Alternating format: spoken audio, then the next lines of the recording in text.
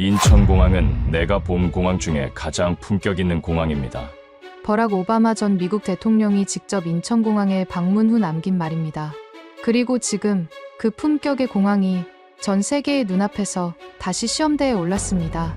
하루 입국자만 20만 명. 경기도 구리시 인구가 하루 만에 몰려드는 셈입니다. 하지만 CNN 기자는 믿기지 않는다며 이렇게 말했습니다. 20만 명이 몰렸는데 공항이 너무 평화롭습니다. 그 순간 입국장에 따르르릉 비상벨이 울렸습니다. 외국인 관광객들은 놀란 듯 발걸음을 멈추고 주변은 순식간에 긴장감으로 얼어붙었습니다.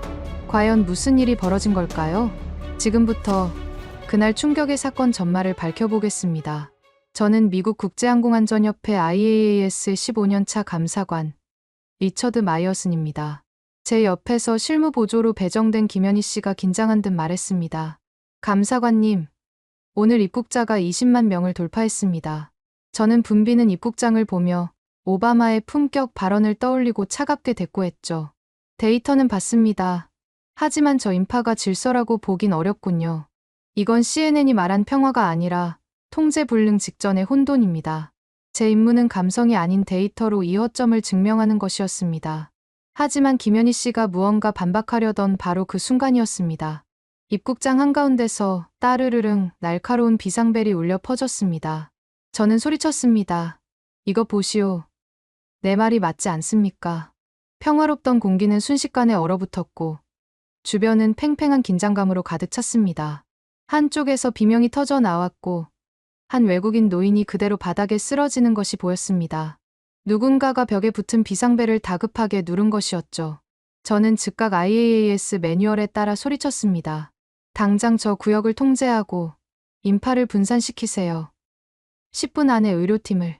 하지만 제 옆에 김현희 씨는 조금도 당황하지 않고 제 팔을 잡았습니다. 감사관님, 잠시만 지켜보시죠. 그녀의 침착함이 오히려 저를 당황하게 만들었습니다. 이 정도 혼잡속이라면 골든타임을 놓칠 것이 분명했습니다. 지금 지켜볼 때가 아닙니다. 사람 목숨이. 벨이 울림과 동시에 제 앞의 상황판에 즉각 위치가 전송되었습니다. 저는 상황을 파악하기도 전에 가장 근처에 있던 의무 담당 직원이 이미 현장으로 달려가는 것을 보았습니다. 다른 직원들은 승객들을 향해 소리치거나 밀치지 않았습니다. 오히려 가장 놀란 아이에게 다가가 눈을 맞추고 다른 승객들을 차분히 우회시키더군요. 곧 보고가 들어왔습니다. 신호 접수부터 의무 담당 도착, 그리고 상황 종료까지 정확히 2분이 걸렸습니다. 그 20만의 인파 속에서 단 2분 만에 모든 것이 정리된 것입니다. 저는 말문이 막혔습니다. 제 고함 소리가 무색하게도 제 15년의 규정들이 그 2분 앞에서 무너져 내렸습니다. 저는 이 충격적인 2분의 기록을 가지고 즉시 운영팀장실로 향했습니다. 저를 맞이한 김도윤 운영팀장에게 저는 따지듯 물었습니다. 방금 그 상황, 대체 어떻게 된 겁니까? IAAS 규정상 20만 인파 속 응급상황 대응은 최소 10분이 걸립니다. 하지만 당신들은 2분 만에 끝냈습니다. 이건 불가능한 수치입니다. 김도윤 팀장은 제 데이터를 보지도 않고 창밖을 바라보며 말했습니다. 규정 말입니까? 감사관님. 규정은 최악을 막기 위해 존재하지만 우리는 최선을 다하기 위해 존재합니다. 그의 대답은 제 논리를 정면으로 반박하고 있었습니다. 데이터로 설명해 주시죠. 감정적인 대답 말고요. 그는 그제야 저를 바라보며 보고서 한 장을 건넸습니다. 신호는 자동이지만 대응은 사람입니다. 시스템이 가장 가까운 직원을 찾는 것은 돕지만 결국 움직이는 것은 사람이죠. 그의 목소리는 얼음장처럼 차가웠습니다. 우리는 시스템이 아니라 그 시스템을 다루는 사람의 숙련도와 사명감을 신뢰합니다. 그 말은 제 가슴 깊은 곳을 강타했습니다. 저는 그 순간 깨달았습니다. 이곳은 기계의 나라가 아니라 사람의 나라였습니다. 그의 확신에 찬 눈빛 앞에서 저는 아무런 반박도 할 수 없었습니다. 이것은 제 15년 경력을 송두리째 부정하는 철학이었습니다. 저는 그 보고서를 들고 사무실로 돌아올 수밖에 없었습니다. 그날 밤, 저는 워싱턴 본부에 이 사실을 담아 1차 보고서를 전송했습니다. 시스템을 뛰어넘는 인적 대응, 원인 분석 필요. 단 10분 만에 제 상관인 로엘 부의장에게서 영상 통화가 걸려왔습니다. 그는 화면 너머에서 노골적인 비웃음을 터뜨렸습니다. 리처드, 벌써 그들의 감성 연극에 동화된 건가? 이분이라고, 그건 분명 조작된 데이터이거나 완벽하게 연출된 쇼일 뿐이야. 정신 차리게. 자네는 그들의 허점을 찾으러 간 거야. 그런 감상적인 보고서는 필요 없네. 일방적인 통화는 그대로 끊어졌습니다. 하지만 저는 방금 본 광경이 연출이 아님을 알고 있었습니다. 로엘의 말이 맞을지도 모른다는 생각이 들었습니다. 어쩌면 김도윤 팀장과 김현희 씨 모두가 거대한 연출의 배우일 뿐일지도 모릅니다. 저는 호텔방에서 인천공항의 과거 보고서를 다시 펼쳤습니다. 혼잡도 대비 사고율 0.002%. 이론적으로 불가능한 수치가 제 눈앞에 있었습니다. 오늘 본 이분의 기적은 어쩌면 이 0.002%를 증명하기 위한 연극이었을까요? 저는 이 수치가 조작이라는 증거를 찾기 위해 데이터를 파고들었습니다. 하지만 데이터를 몇 번이고 다시 확인했지만 결함이나 조작의 흔적은 없었습니다. 오히려 그 완벽함이 저를 더 혼란스럽게 만들었습니다. 그 수치가 제 이성을 불편하게 만들었습니다. 저는 로엘의 명령대로 허점을 찾아야 했습니다.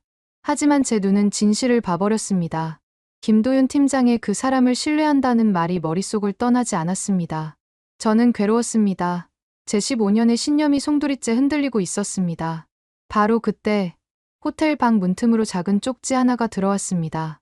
거기에는 서툰 영어 필기체로 이렇게 적혀 있었죠. 감사관님, 시스템이 아니라 마음을 봐주세요. 내일 아침 6시 3터미널 환경미화팀 휴게실. 발신인은 없었습니다. 환경미화팀 휴게실이라니 김현희 씨일까요? 이것은 함정일까요? 아니면 진실로 향하는 초대일까요? 저는 그 쪽지를 손에 쥐고 밤을 새웠습니다. 로엘은 조작이라고 단언했고 익명의 제보자는 마음을 보라고 합니다. 제보자가 김현희 씨가 맞다면 그녀는 왜 저를 공식적인 장소가 아닌 휴게실로 부른 것일까요? 그녀는 IAAS 감사관을 상대로 위험한 도박을 하고 있었습니다. 만약 이것이 로엘의 말대로 정교하게 짜인 연출의 일부라면 저는 완전히 끝장입니다. 하지만 만약 이것이 진실이라면 저는 제 모든 것을 걸어야 했습니다. 저는 데이터를 믿는 사람입니다. 하지만 지금 제 손에 들린 것은 데이터가 아닌 신뢰에 대한 시험지였습니다. 다음 날 새벽, 저는 알람 소리보다 먼저 눈을 떴습니다. 저는 그 휴게실로 가기로 결심했습니다. 새벽 6시, 저는 결국 3터미널 환경미화팀 휴게실 앞에 섰습니다. 이것이 함정일지 모른다는 불안감에 심장이 뛰었습니다. 문을 열자 수십 명의 환경관리 직원들이 저를 보고 놀라 자리에서 일어났습니다.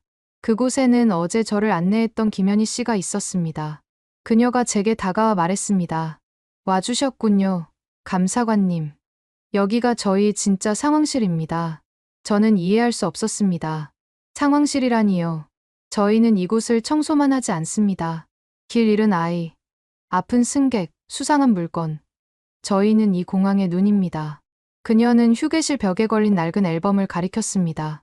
그 안에는 직원들이 승객들에게 받은 손편지들이 가득했습니다. 리처드님, 당신이 믿는 데이터는 저런 것들입니다. 한 직원이 제게 서툰 영어로 말했습니다. 어제 쓰러진 노인분, 사실 제 동료가 3분 전에 이미 발견했습니다. 표정이 좋지 않아 의무팀에 미리 연락해두었죠. 비상벨은 그저 확인 신호였습니다. 저는 숨이 멎는 것 같았습니다. 이분의 기적은 시스템이 아니라 이 사람들의 보이지 않는 관심에서 시작된 것이었습니다. 로엘이 말한 연출이 아니라 몸에 밴 습관이었습니다. 김현희 씨가 제게 따뜻한 차를 건네며 말했습니다. 감사관님, 저희는 감정으로 일하지 않습니다. 이곳은 저희의 자부심으로 일하는 곳입니다. 저희는 시스템을 따르지 않습니다. 저희가 곧 시스템입니다. 저는 그들의 맑은 눈을 보며 아무 말도 할 수 없었습니다. 저는 그들의 직함만 보고 그들의 가치를 보지 못했습니다. 제 15년의 데이터가 이 작은 휴게실에서 만난 자부심 앞에서 무너져 내렸습니다. 저는 김현희 씨에게 물었습니다. 이 사실을 왜 제게 알려주시는 겁니까? 그녀는 미소를 지었습니다. 진실은 언젠가 드러나야 하니까요. 감사관님. 휴게실을 나온 저는 완전히 다른 사람이 되어 있었습니다. 로엘의 조작이라는 비난과 허점을 찾으라는 명령이 머릿속에 맴돌았습니다. 하지만 저는 이제 제 신념이 아닌 제 눈앞의 진실을 증명해야 했습니다. 저는 김도윤 팀장을 다시 찾아갔습니다. 이번에는 따지기 위함이 아니었습니다. 팀장님, 저는 당신들의 사람을 믿는 시스템을 정식으로 감사하려 합니다. IAAS 규정이 아닌 당신들의 자부심이라는 규정으로 말입니다. 김도윤 팀장은 놀란 눈으로 저를 바라봤습니다. 감사관님, 그건 공식적인 요청입니다. 이 품격이 어떻게 작동하는지 제 눈으로 확인해야겠습니다. 그날 오후, 저는 김현희 씨와 함께 공항 구석구석을 다시 살폈습니다.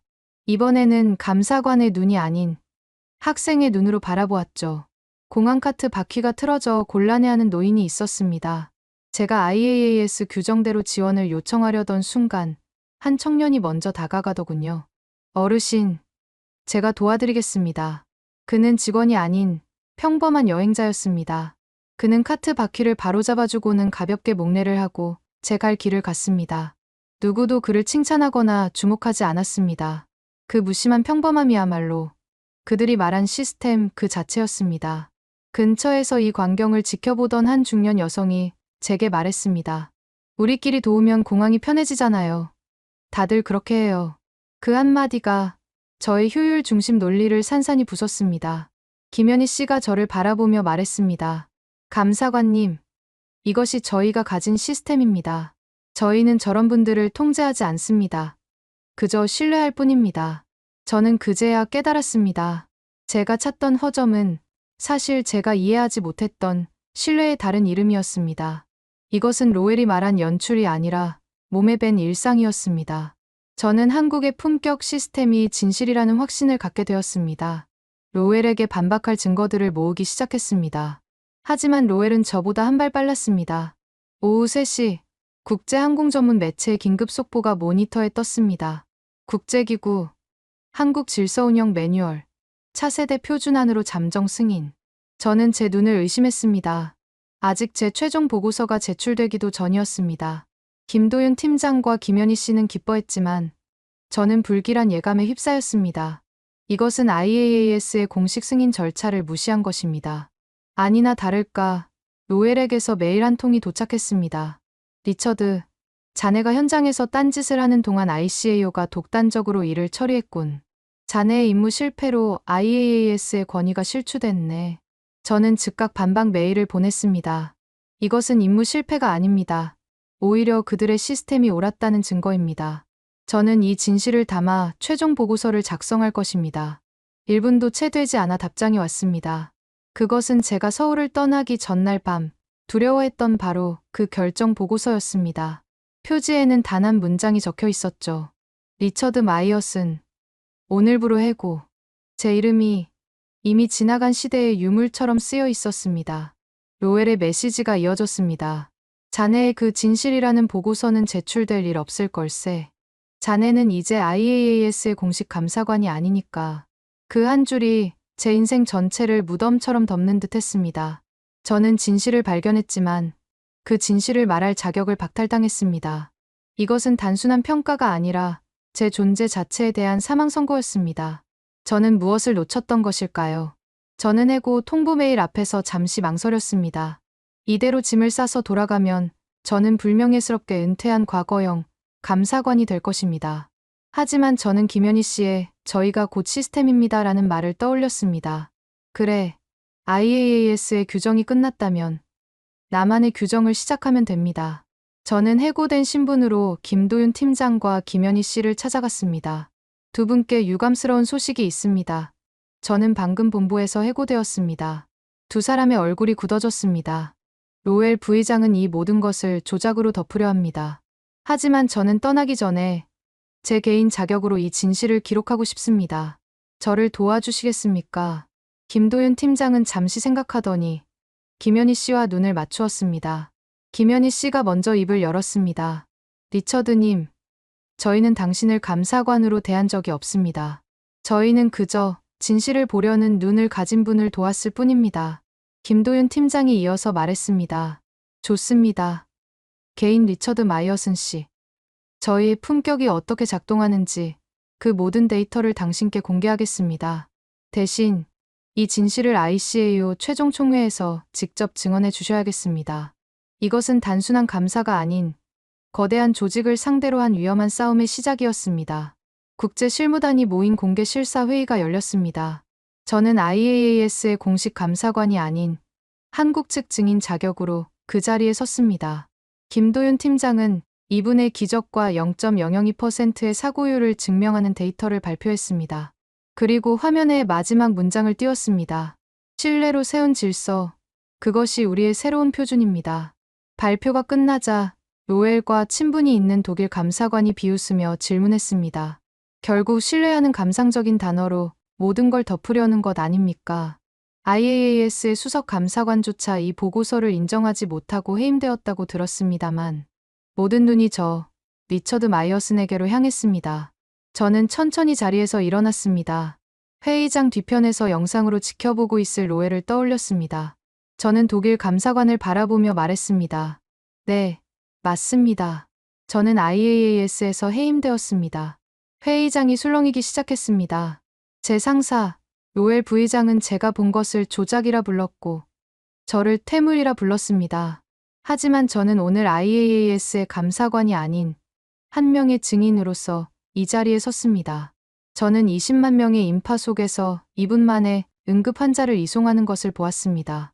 그것은 조작이 아니라 제가 평생 본 가장 완벽한 시스템이었습니다. 저는 김현희 씨와 눈을 맞추며 말을 이었습니다. 여러분은 신뢰를 감상적이라 비웃었지만 저는 그 신뢰의 실체를 보았습니다. 그것은 환경관리 직원이 공항에 눈이 되고 평범한 여행자가 요원이 되는 시스템입니다. 이것은 운이 아니라 그들이 수십 년간 쌓아 올린 품격의 결과입니다. 제 목소리는 떨렸지만 제 신념은 단단했습니다. IAAS는 이 진실을 과거형으로 묻으려 했지만 저는 이것이 인류의 미래형 기준이 되어야 한다고 확신합니다. 김도윤 팀장과 김현희 씨가 저를 바라보며 조용히 미소 짓고 있었습니다. 발표가 끝나자 저는 자리를 박차고 나왔습니다. 모든 것을 쏟아냈지만 저는 이제 직장도 명예도 잃은 신세였습니다. 공항의 거대한 유리벽 너머로 쉴 새 없이 착륙하는 비행기들을 바라보았습니다. 그 안에는 수천 명의 사람이 타고 있었지만 혼란은 단 한 점도 보이지 않았습니다. 이것은 관리가 아니라 보이지 않는 약속이구나. 그 문장이 제 가슴을 세게 때렸습니다. 그때 항공항 청소직원, 바로 김현희 씨가 제게 다가왔습니다. 그녀는 더 이상 실무 보조가 아닌 이 시스템의 당당한 증인처럼 보였습니다. 리처드님, 용기 내주셔서 감사합니다. 저희는 그저 이곳이 손님들이 가장 먼저 보시는 대한민국의 얼굴이라 생각할 뿐입니다. 저는 그녀에게 진심으로 고개를 숙였습니다. 이제 저는 해고된 몸, 워싱턴으로 돌아갈 짐을 싸기 위해 호텔로 향했습니다. 제 15년 경력은 이렇게 끝나는 듯했습니다. 그런데 호텔 로비에서 ICAO 사무총장이 저를 기다리고 있었습니다. 저는 당황했습니다. 사무총장님, 어쩐 일로? 그가 제 어깨에 손을 얹으며 말했습니다. 리처드, 오늘 당신의 증언은 정말 감동적이었습니다. 진실을 위해 자신의 조직과 맞선 당신의 용기야말로 우리가 찾던 품격입니다. IAAS는 당신을 과거형이라 불렀지만 우리는 당신이 미래형 리더의 표본이라고 생각합니다. 그가 제게 서류 한 장을 내밀었습니다. 그것은 해고 통지서가 아닌 특별 임명장이었습니다. ICAO는 오늘 인천 선언문을 공식 채택하며 이 품격 시스템을 전 세계 공항에 도입할 특별 TF를 구성하기로 했습니다. 그 TF의 수장으로 데이터와 사람의 마음을 모두 이해하게 된 당신을 임명합니다. 저는 제 눈을 의심했습니다. 하지만 저는 IAAS는 방금 로엘 부의장의 직무를 정지시켰습니다. 당신의 증언 덕분이죠. 리처드, 당신은 해고된 것이 아니라 더 큰 무대로 이동하는 것입니다. 저는 그 임명장을 들고 한동안 말을 잇지 못했습니다. 제네바, ICAO 연례총회 마지막 날, 저는 IAAS의 감사관이 아닌 ICAO 신임 TF 수장 자격으로 연단에 섰습니다. 저 멀리, 이제는 힘을 잃은 로엘 부의장이 앉아 있었습니다. 저는 그를 바라보며 제 연설을 시작했습니다. 오늘은 체계가 아니라 양심이 발언한 날입니다. 우리는 수많은 규정을 만들었지만 인간의 품격을 규정하지는 못했습니다. 하지만 한국은 그것을 해냈습니다. 제 임무는 이 위대한 품격을 세계의 기준으로 만드는 것입니다. 회의장은 깊은 정적에 잠겼습니다. ICAO 사무총장이 천천히 표결 결과를 발표했습니다. 찬성 190이 만장일치입니다. 순간 회의장은 숨소리 하나 없이 고요해졌습니다.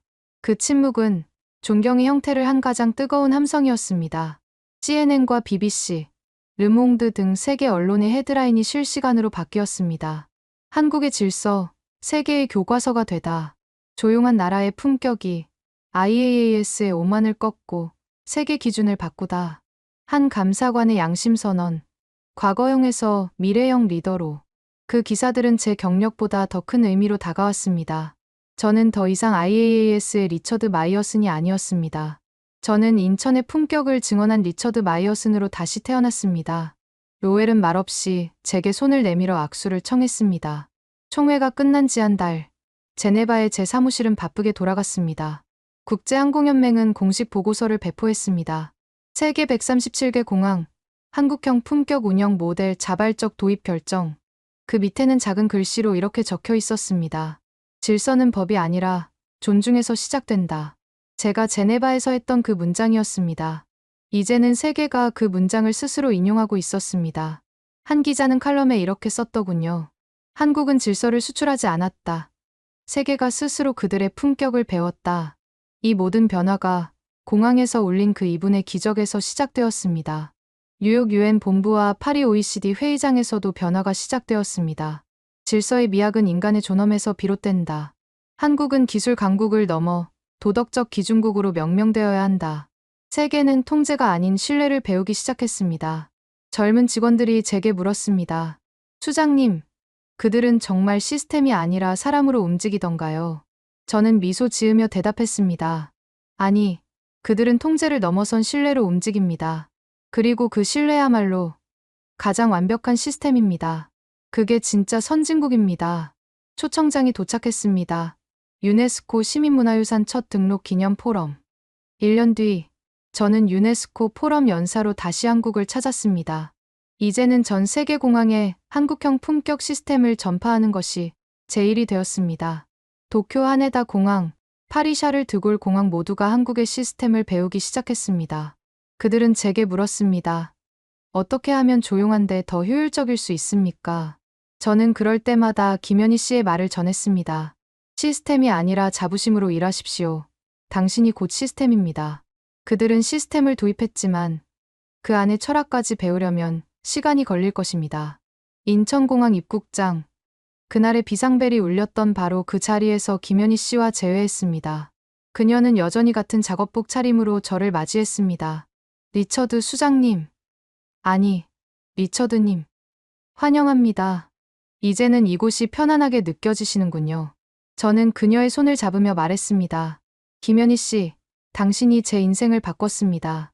당신이 말한 그 자부심이 이제 제 새로운 규정이 되었습니다. 그녀는 그저 조용히 미소 지었습니다.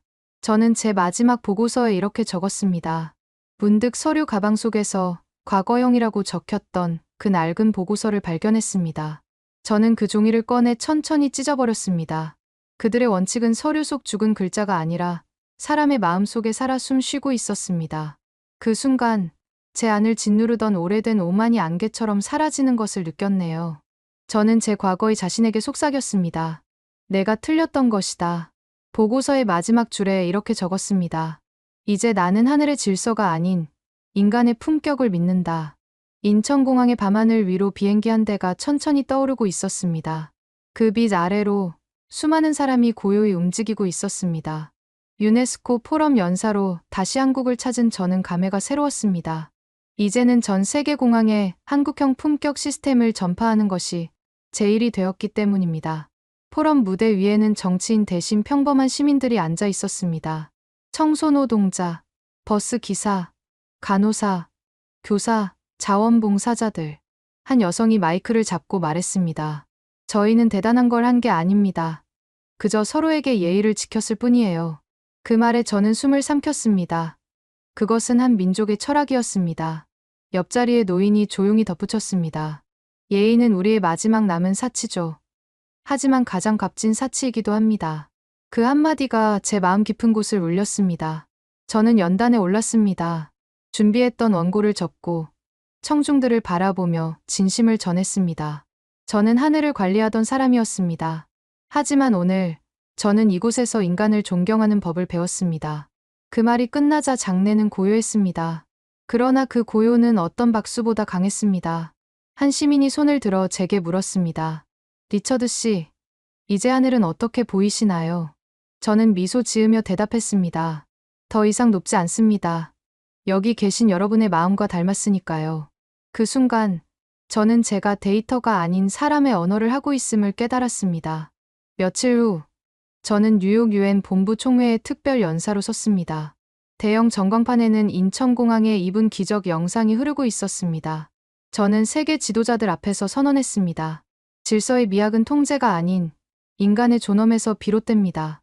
한국은 기술이 아닌 그 존엄의 힘으로 세계를 감동시켰습니다. 이것은 특정 국가의 모델이 아닌 인류가 나아가야 할 새로운 방향입니다. 유엔 사무총장이 제 연설을 받아 말했습니다. 오늘 우리는 대한민국으로부터 조용한 혁명을 배웠습니다. 유엔 총회장의 숨죽인 정적 속에서 저는 분명히 느꼈습니다. 세상은 이제 더 이상 목소리 큰 자의 논리가 아닌 조용한 실천이 가진 진정한 힘을 비로소 존중하기 시작했다는 것을 말입니다. 그 거대한 변화의 물결이 바로 제가 그토록 편협한 시선으로 무시했던 작은 나라, 대한민국에서 시작되었다는 경이로운 사실이 제 가슴을 벅차게 했습니다. 파리 OECD 회의장에서는 더욱 극적인 장면이 펼쳐졌습니다. 마치 역사의 물줄기가 바뀌는 분수령을 목격하는 듯했죠. 한국 대표단이 사람 중심의 품격 리더십 모델을 발표하자 과거 한국 모델을 가장 신랄하게 비판했던 스웨덴 대표가 천천히 자리에서 일어났습니다. 그는 단호한 목소리로 말했습니다. 우리는 경쟁을 미덕이라 배웠지만 저들은 존중을 실천하고 있습니다. 오늘 우리는 기술이 아닌 인류의 진화를 목격했습니다. 그의 선언적인 지지로 한국은 만장일치로 기술 강국을 넘어 도덕적 기준국으로 공식 명명되었습니다. 시장의 차가운 효율성 논리가 아닌 인간의 따뜻한 품격이 마침내 세계 경제를 이끌 새로운 기준임을 모두가 인정한 것입니다. 이것이야말로 제가 목격하고 증언하고 싶었던 바로 그 진실이었습니다. 저는 제네바의 ICAO 본부, 이제는 저희 새로운 인생 2막을 상징하는 이름표가 붙은 특별 TF 사무실의 문을 열고 들어섰습니다. 한국에서 가져온 짐을 풀다가 문득 서류 가방 깊숙한 곳에서 구겨진 종이 한 장을 발견했습니다. 로웰이 제게 보냈던 리처드 마이어슨, 오늘부로 해고이라고 적힌 바로 그 보고서였습니다. 저는 그것을 꺼내 한참을 바라보았습니다. 이것은 제 오만과 편견의 상징이었습니다. 저는 그 종이를 들어 천천히 그리고 힘주어 찢어 쓰레기통에 던져버렸습니다. 종이가 찢어지는 소리가 마치 제 안의 낡은 껍질이 부서지는 소리처럼 들렸습니다. 그들의 원칙은 저런 종이 위에 죽은 글자로 박제된 것이 아니었습니다. 그것은 김현희 씨와 그 동료들의 눈빛 속에 살아 숨쉬는 마음 그 자체였습니다. 오랫동안 제 어깨를 짓누르던 오래된 오만의 무게가 눈 녹듯 사라지는 것을 느꼈네요. 저는 창밖의 푸른 하늘을 보며 제 과거에 어리석었던 자신에게 속삭였습니다. 내가 틀렸던 것이다. 하지만 이제 진실을 알았으니 괜찮다. 그리고 저는 제 책상으로 돌아와 제 모든 신념과 희망을 담아 TF의 첫 공식 보고서 제목을 키보드로 힘차게 입력했습니다. 인간의 품격 미래 항공 질서의 새로운 기준. 대한민국 인천에서 시작되다. 얼마 후 저는 TF 수장이라는 새로운 직함으로 시스템 이관 협의를 위해 다시 인천공항을 찾았습니다. 밤하늘 위로 비행기가 고요히 날아오르고 그 빛 아래로 수많은 사람들이 서로의 공간을 존중하며 강물처럼 평화롭게 움직이고 있었습니다. 제 옆에 서 있던 백발이 성성한 파리에서 온 노 교수가 감탄하며 제게 나지막이 말했습니다. 이 공항은 정말 경이롭군요. 마치 거대한 오케스트라처럼 각자의 소리를 내면서도 완벽한 조화를 이루고 있습니다. 진정 살아있는 교과서 같습니다.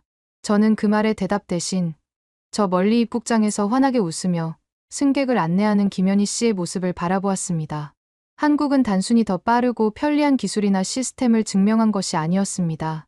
그들은 바로 이 자리에서 통제와 불신으로 가득 찼던 세상에 서로를 믿는 마음만으로도 완벽한 질서와 빛나는 효율을 만들어낼 수 있다는 인간의 가장 위대한 가능성을 몸소 증명해낸 것입니다. 그 순간 공항의 가장 큰 중앙 전광판에 마치 저의 깨달음의 화답이라도 하듯 새로운 문구가 선명하게 떠올랐습니다. 세계의 기준은 조용히 그러나 위대하게 한국으로 옮겨가고 있습니다. 그것은 더 이상 단순한 광고 문구가 아니었습니다. 그것은 제가 제 인생을 걸고 온몸으로 증명해낸 세상을 바꿀 부인할 수 없는 진실의 선언이었습니다. 오늘 제가 전해드린 이야기는 단순히 한 공항에서 일어난 기적이 아니었습니다. 그것은 통제와 효율만을 중시하던 세상에 대한민국이 던진 위대한 질문이었습니다. 무엇이 진정한 질서를 만드는가? 무엇이 우리를 인간답게 만드는가? 20만 명의 인파 속에서 울린 단 한 번의 비상벨, 그리고 2분 만의 기적. 그것은 거대한 시스템이 아닌 평범한 사람들의 자부심과 품격이 만든 결과였습니다. 세계는 이제 강한 나라보다 따뜻한 나라를 주목하고 있습니다. 기술의 발전보다 중요한 것은 그 기술을 사용하는 사람의 마음임을 배우고 있습니다. 그리고 그 변화의 중심에는 언제나 조용하지만 단단한 바로 우리 대한민국의 품격이 있습니다.